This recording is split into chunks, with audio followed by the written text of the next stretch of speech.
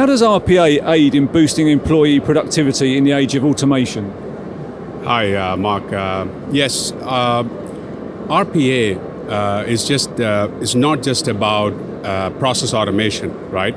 By doing process automation and by augmenting a digital worker with a human worker, you are freeing up the human worker's time, right, to do better things, what humans are built for: decision making, customer engagement, critical thinking. These are things that humans should be doing, not doing day-to-day, mundane, repetitive tasks, right? So by bringing RPA into an organization and by digitizing processes, that's what we aim to achieve. Not just with the back office, but also with the front office, right? If you take a contact center, for example, if I need to call into a contact center, it's a bank, let's say it's a bank contact center, I want to change my address.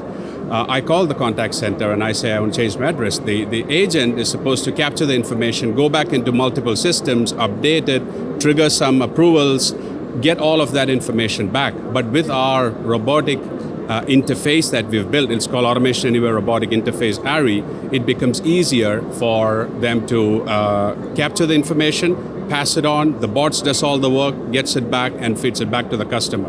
Your customer engagement is so much more efficient when we do it this way. So these are some of the ways that RPA enhances a human worker's productivity. Right?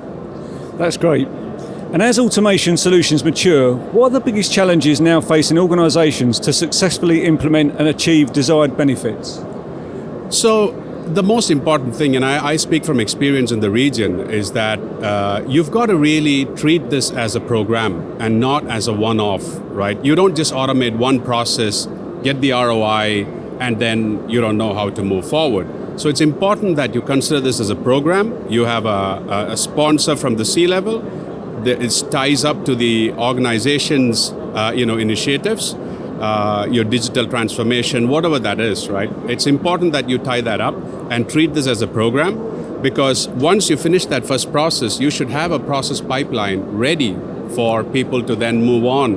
It can't be just that I've automated a order to cash process, but you've got so many other things in finance and procurement and HR and all of those things. So these are important things that you've got to consider.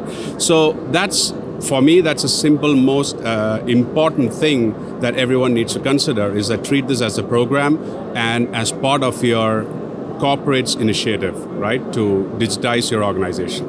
How has Finesse helped AA during the pandemic situation in accommodating clients with running businesses without disruptions?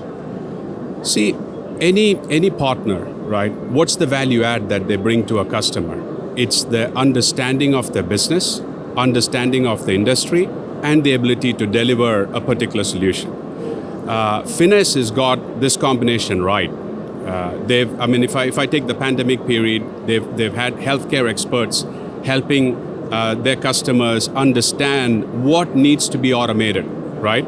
What are those automatable processes that will bring value to that organization? So they had that, part of the puzzle all set.